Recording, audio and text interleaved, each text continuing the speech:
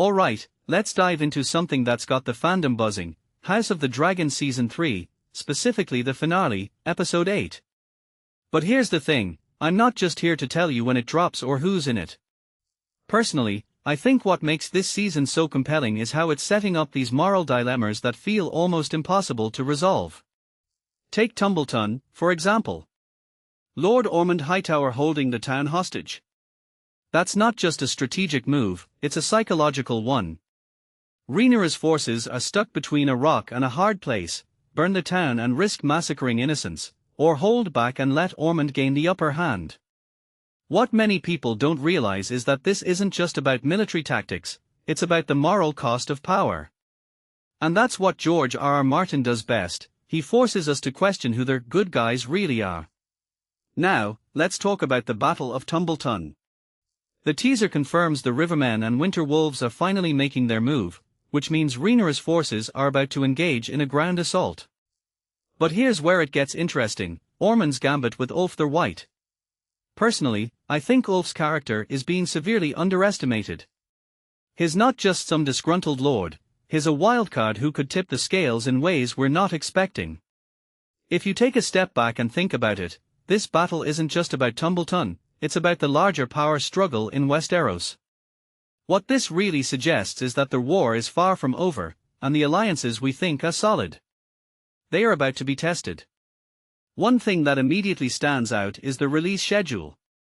Episode 8 drops on August 9th at 9 p.m. Eastern Time on HBO and HBO Max, and it's the season finale. No Episode 9, folks. This raises a deeper question: why end the season here? In my opinion, it's because the Battle of Tumbleton is a turning point, a moment that will redefine the stakes for Season 4, which, by the way, is already confirmed as the final season. What makes this really interesting is how HBO is pacing the story. They are not rushing to the endgame, they are letting these pivotal moments breathe. Now, let's talk about the cast. Matt Smith as Daemon, Emma Darcy as Rhaenyra, these are performances that carry the weight of the entire series. But a detail I find fascinating is James Norton's portrayal of Ormund Hightower.